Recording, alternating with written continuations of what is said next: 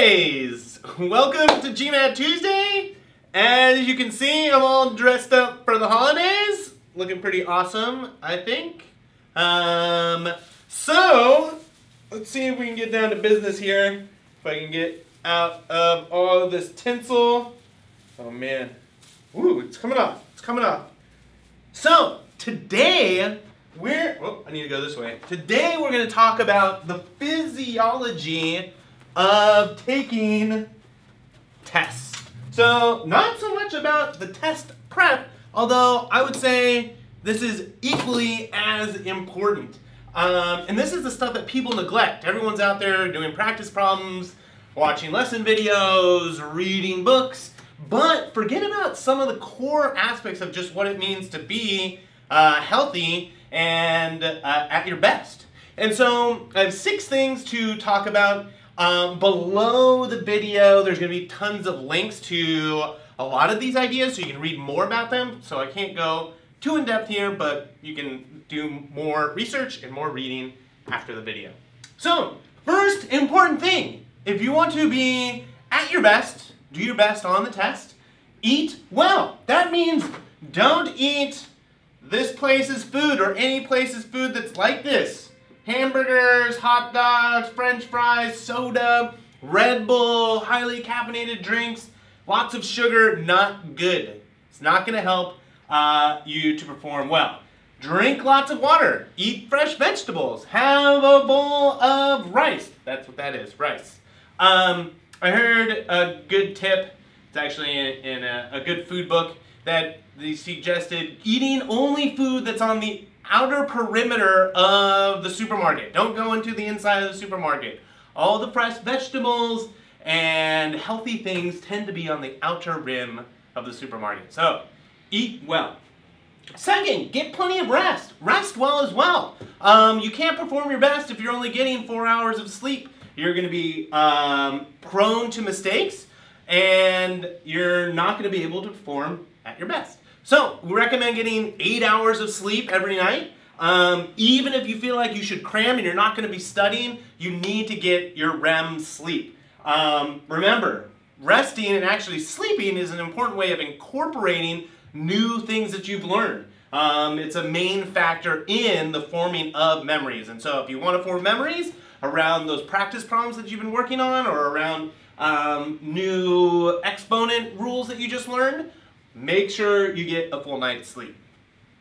Next, get some exercise, whatever that may be. It doesn't have to be a lot. 30 minutes can be enough. Just get out there, get your heart rate up, break a sweat, do something to elevate your heart rate, breathe hard, and sweat. That's going to help you to, one, work off some of that excess energy and nervousness that you might have from the test.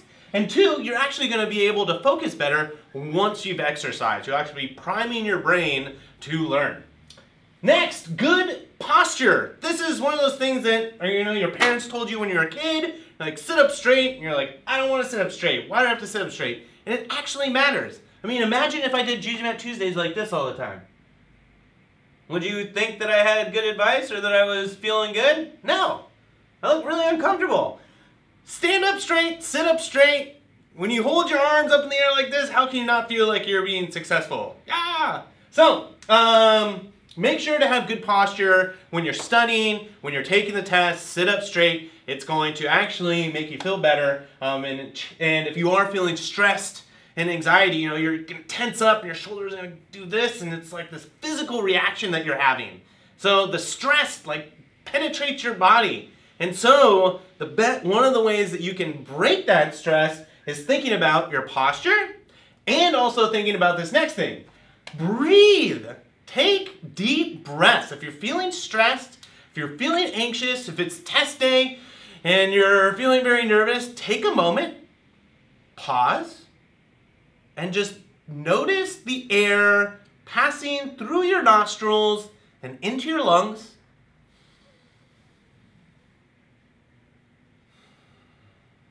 And let it go out.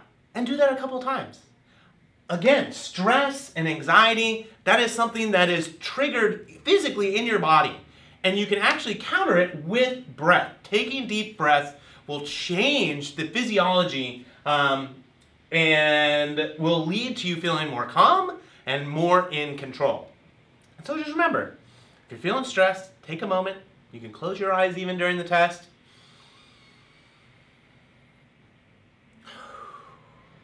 And take a deep breath.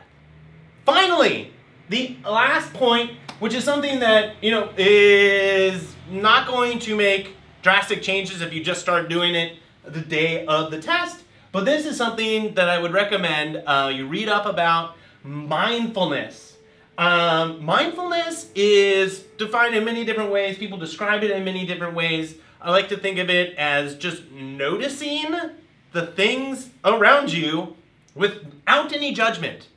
And it's one of those things that takes lots of practice. People meditate a lot to achieve mindfulness and to work on mindfulness. And basically it's allowing the thoughts that come into our mind to just pass through.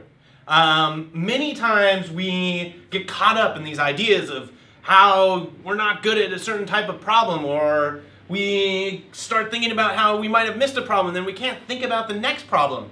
Those ideas might not be true. Actually, most of the ideas that pass through our mind aren't true.